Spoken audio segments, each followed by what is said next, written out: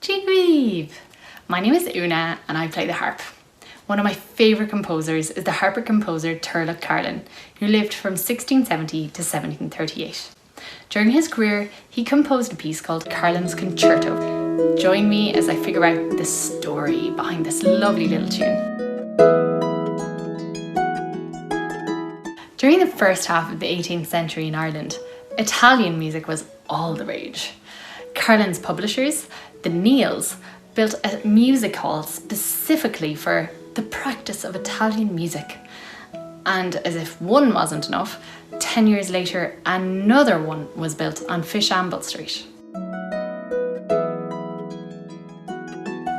Joseph Cooper Walker, in 1786, wrote of the time, "Music was now the rage. Italian singers were invited over, and the fair dames of Ireland learned to expire at an opera." Carolan was no exception to this trend. His total fave composers of the time were Vivaldi and Corelli. His student, Charles O'Connor, said of him, "The Italian compositions he preferred to all others. Vivaldi charmed him, and with Corelli he was enraptured." Carolan's relationship with Corelli is probably best described as superfan.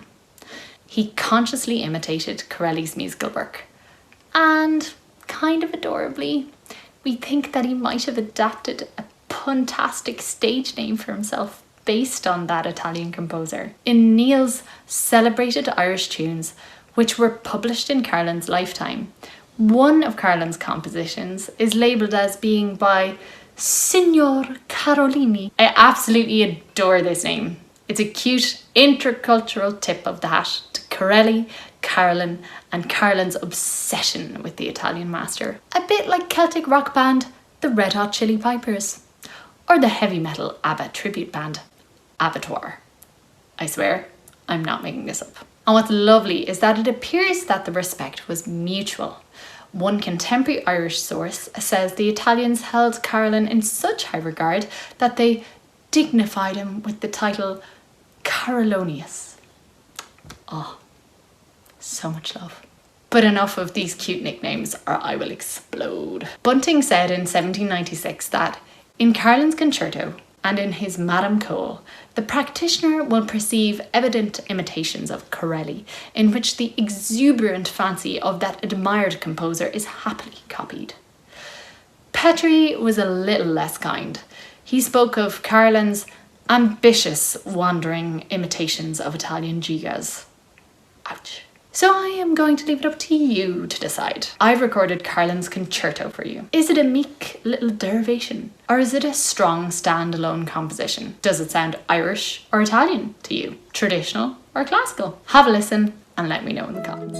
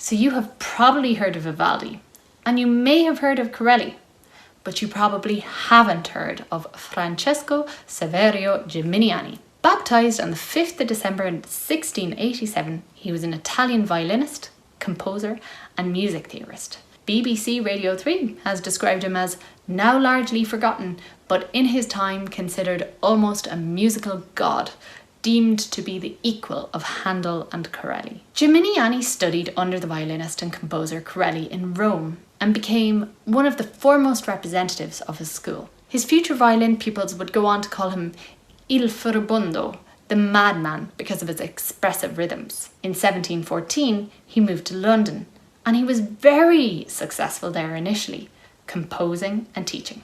Fun fact, in 1725, he joined a Masonic lodge and was awarded the title of Perpetual Dictator.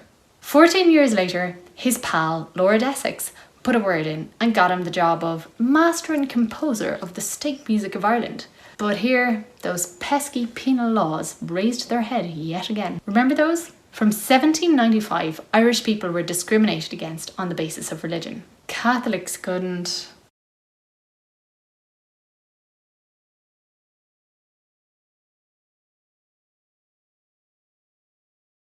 So because Geminiani was Catholic, the Prime Minister objected to him getting a state post. Ouch, that must have hurt.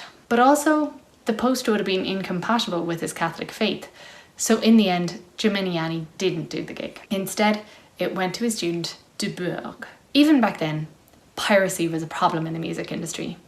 And I don't mean the ones on the high seas. Unauthorised editions were reducing Geminiani's profits from his compositions. Geminiani loved visual art, so he had the idea of becoming an art dealer to supplement his income. From 1732, he travelled between Paris and London, buying and selling art. His nose for business, however, wasn't great, and he made some bad decisions. Deeply in debt, he was actually jailed for a short time when a creditor demanded payment. His good pal, the Earl of Essex, had to intervene to get him out. In 1733, another noble patron, the Baron of Tullamore, invited him to visit Dublin.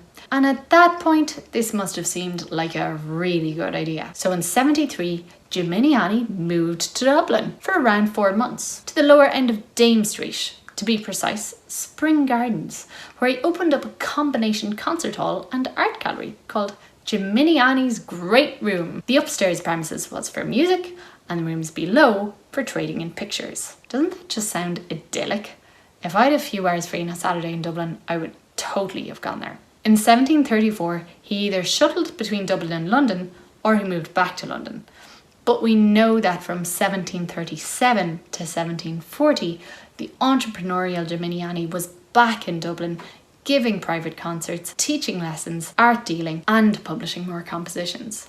So there was at least 2 periods, the first one lasting 4 months, and the second one lasting a year, when Geminiani was in Ireland and Carolan was alive. In 1740, Geminiani headed off to Paris for a year to coordinate publishing more works, and then he returned to London. In 1759, he returned to Ireland to become the violin master of 21-year-old Charles Coote of Coote Hill in Roscommon. Wikipedia Warren alert. That Charles would go on to become the Count of Bellamont, and at the age of 35 was badly wounded in a duel with the Marquis Townshend. Townshend shot him in the groin.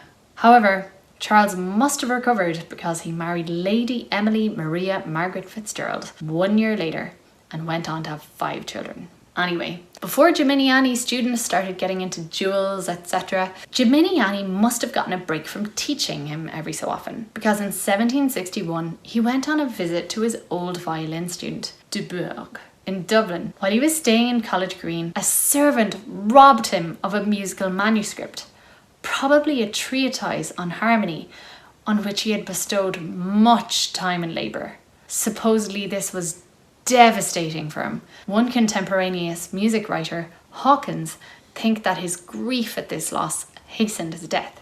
Personally, I'm not quite so sure, because Geminiani died around a year after the theft, and at the age of 75, which was pretty good innings around that century. So we know that Geminiani was a brilliant violinist, but what was he like as a composer? Well, Hawkins thought that Geminiani's approach represented an important advance in composition. His harmonies consist of such combinations as were never introduced into music till his time. Even Burney, who's an English music historian who's usually a very stern critic of Geminiani, wrote that the Opus 3 concertos established his character and placed him at the head of all the masters then living in this species of composition. But if Geminiani's performing and composition were so brilliant, why was he not more famous?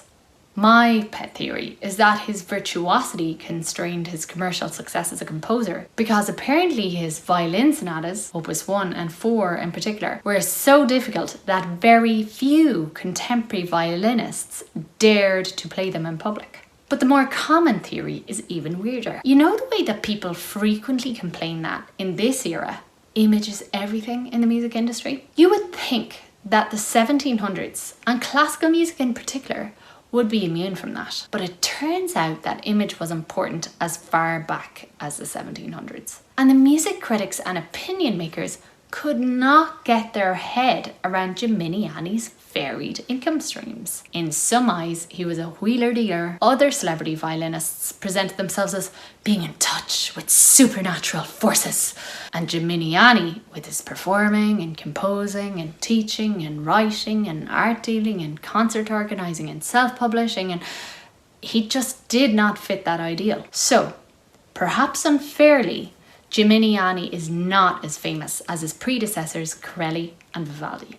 But I, a traditional Irish musician, know his name. And why on earth is that? It's because he was hanging out in Ireland at the same time as our most famous Irish harper and composer, onTurlough Carolan, was around. And we think that they might have met. So for 5 years, 1733 to 1738, Geminiani and Carolan were both on the island of Ireland. Did these two musical icons get to know each other? Let's try to figure it out. Both Geminiani and Carolan's jobs involved playing music for the upper classes. Geminiani had come to Dublin from London, where he'd lived for 14 years. His good friend, the 3rd Earl of Essex, had helped him to get out of jail, literally, and tried to get him jobs. Another Anglo-Irish peer, Charles Moore, the Baron of Tullamore, invited him to perform in Ireland. From what I can gather, in 1738 there was only around 55 families in Ireland with a title from the English crown. It was a tiny network, and I'm sure they all knew each other. And given that Geminiani was a celebrity and knew at least 2 members from that extended network, he definitely had an in. Carolan, on the other hand, was a lower class Catholic, but it turns out that he was quite popular with that set. When I analysed a list of people that Carolan had composed music for, at least 12 of those families he had worked for had a title from the English crown. So, there were only around 55 English titles knocking around the country. They probably all knew each other. Geminiani knew at least one of them, and Carolan knew 12. It's very likely that Carolan and Geminiani were just 1 degree of separation from each other. But is there any evidence? This excerpt is from the 1786 book, Historical Memoirs of the Irish Bards. Walker writes, "It is a fact well ascertained that the fame of Carolan having reached the ears of an eminent music master in Dublin, he put his abilities to a severe test, and the issue of the trial convinced him how well founded everything had been which was advanced in favour of our Irish bard. The method he made use of was as follows. He singled out an excellent piece of music, and highly in the style of the country which gave him birth. Here and there he altered or mutilated the piece, but in such a manner as that no one but a real judge could make a discovery. Carolan bestowed the deepest attention upon the performer while he played it, not knowing, however, that it was intended as a trial of his skill. He declared that it was an admirable piece of music, but, to the astonishment of all present, said very humorously, "Tá sé ar chosir bacig." That is, here and there it limps and stumbles. He was prayed to rectify the errors, which he accordingly did. In this state, the piece was sent from Connacht to Dublin, and the Italian no sooner saw the amendments that he pronounced Carolan to be a true musical genius. The antiquarian who wrote this, Joseph Cooper Walker, can be a bit inaccurate on occasion. According to O'Sullivan, who is the king of Carolan research, some of Walker's facts are clearly erroneous, and this is quite a fanciful story.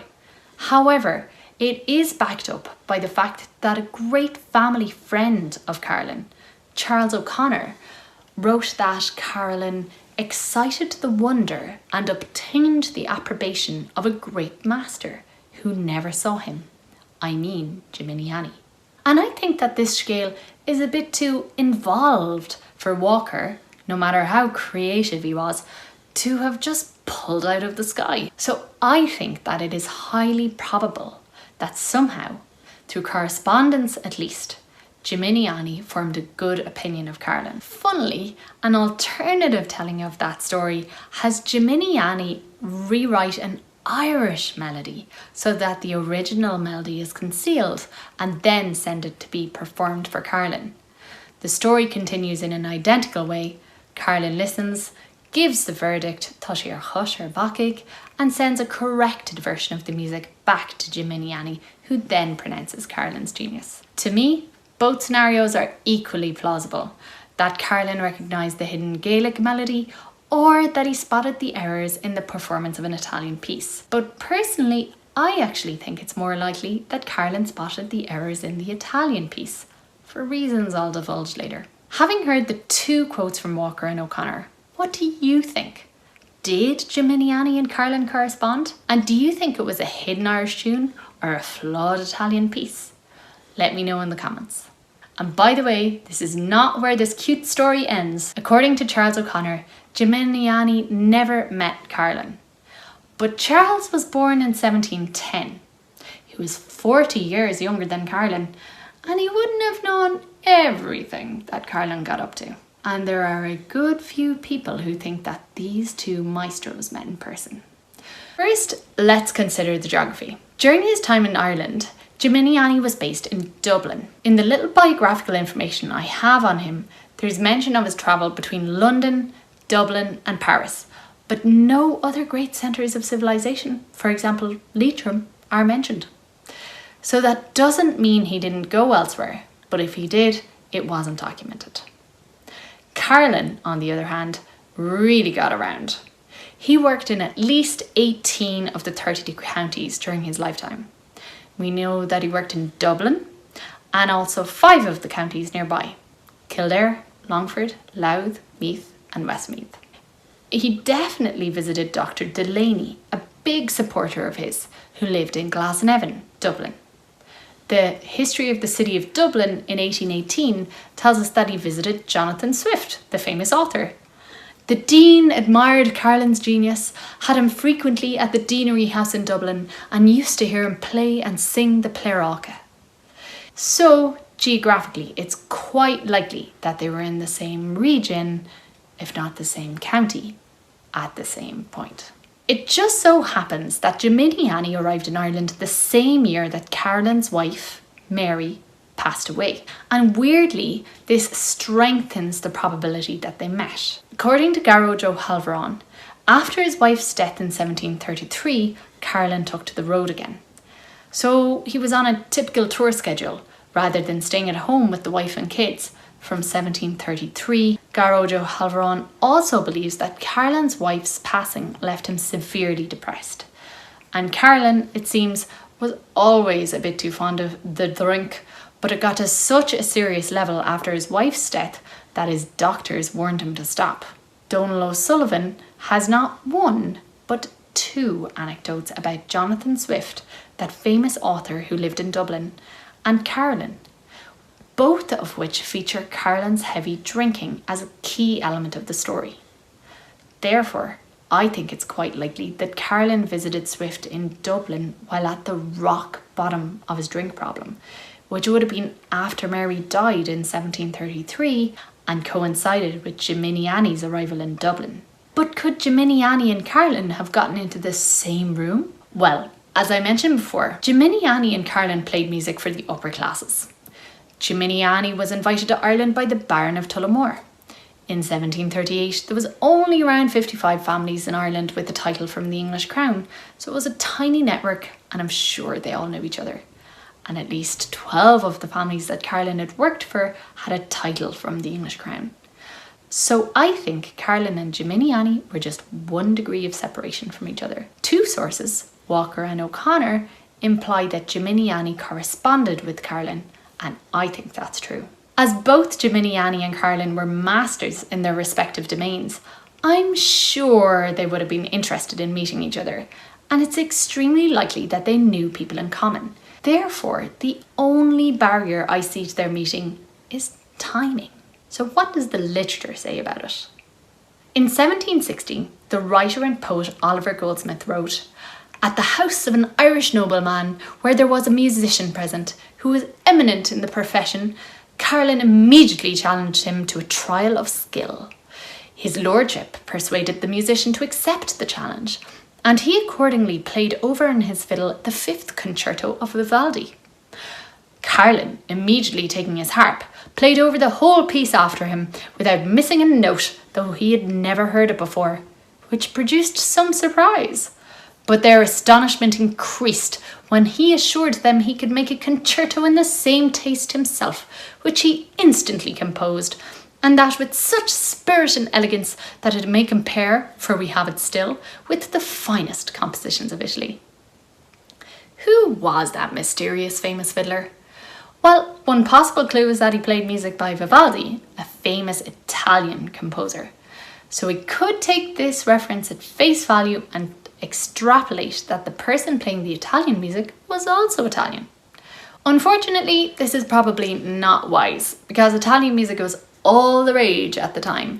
So hearing Vivaldi at a house party then was probably as normal as hearing an Ed Sheeran song at a wedding now. So we will never know.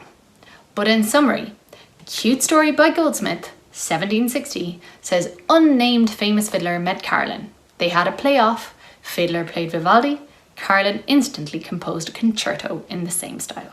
My hero, Bunting, a harp collector, gives the same version of this tale, practically word for word, in his introduction to his 1840 volume, except that he references volume 50 of the 1787 periodical The Monthly Review and prefaces this excerpt with "at the house of an Irish nobleman where Geminiani was present." And yay, we found out who it was! The mysterious musician was Geminiani, right? No.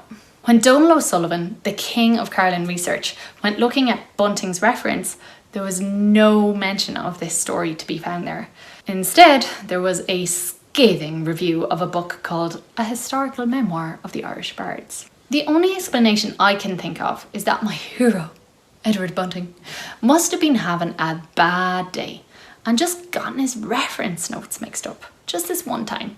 And I could go through the 91 years of the Monthly Review periodicals up to 1840 and manually look for the correct Bunting reference. But the fact that there actually was an entry to do with harp at volume 50 implies to me that Bunting inserted the wrong harp reference from his manuscripts, taking this note rather than this one.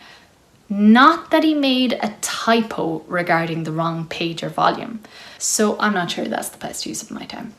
But if you're interested, the great news is that 95 years of the Monthly Review periodicals are all online and free here.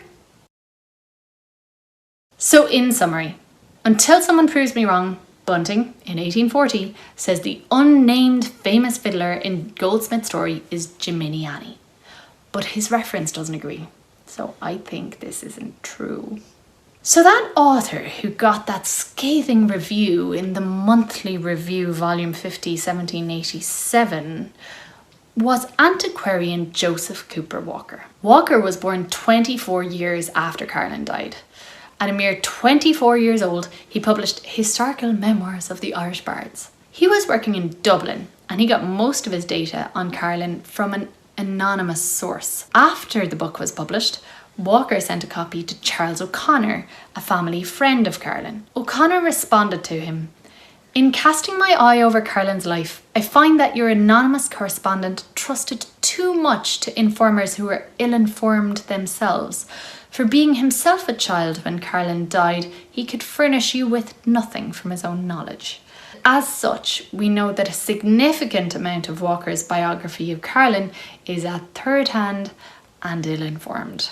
However, Carolan scholars don't entirely dismiss Walker, and Walker writes, "In the beginning of the last century, the then Lord Mayo brought from Dublin a celebrated Italian performer to spend some time with him at his seat in the country. Carolan, who was at that time on a visit at his lordship's, found himself greatly neglected and complained of it one day in the presence of the foreigner. 'When you play in as masterly a manner as he does,' replies his lordship, 'you shall not be overlooked.' Carolan wagered with the musician that though he was almost a stranger to Italian music, yet he would follow him in any piece he played, and that he himself would afterwards play a voluntary in which the Italian should not follow him. The proposal was acceded to, and Carolan was victorious, although there's a few differences here. The themes remain the same as in Goldsmith's account. In summary, Walker, 1786, says a famous Italian fiddler met Carolan, they had a play-off, the fiddler played Italian music, Carolan improvised in the same style, Carolan wins. But a year after this was first published, Walker reproduced it in a magazine called the Dublin Chronicle on the 5th of July 1787 with one significant addition. He then said that the visiting Italian performer was Geminiani.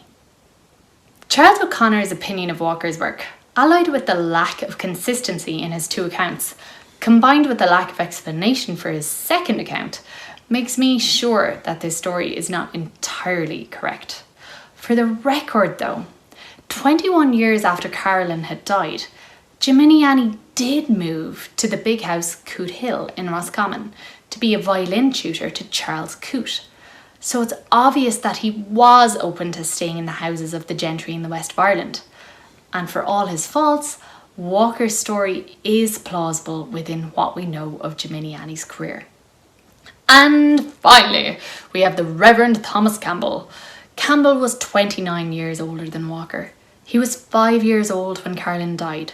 His uncle, Baptist Johnson, was a patron of Carolan, had a piece composed in his honour and named after him.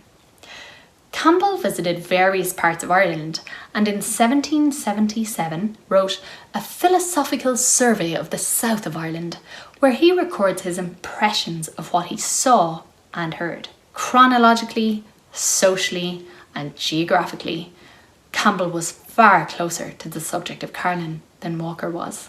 Campbell only wrote a few sentences about Carolan, as opposed to the essays of Goldsmith, Bunting or Walker, but they include: his ear was so exquisite and his memory so tenacious that he has been known to play off, at first hearing, some of the most difficult pieces of Italian music to the astonishment of Geminiani.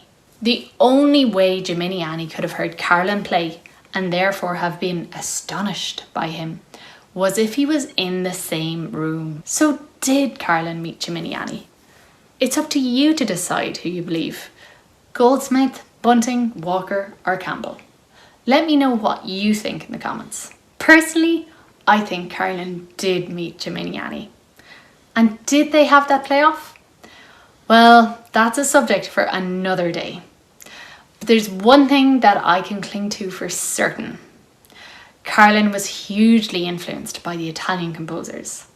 So right now, I am going to relax after all that research by playing a piece of music which exemplifies Carolan's joyous fusion of Gaelic harp and classical Italian composition, Van Thanabos.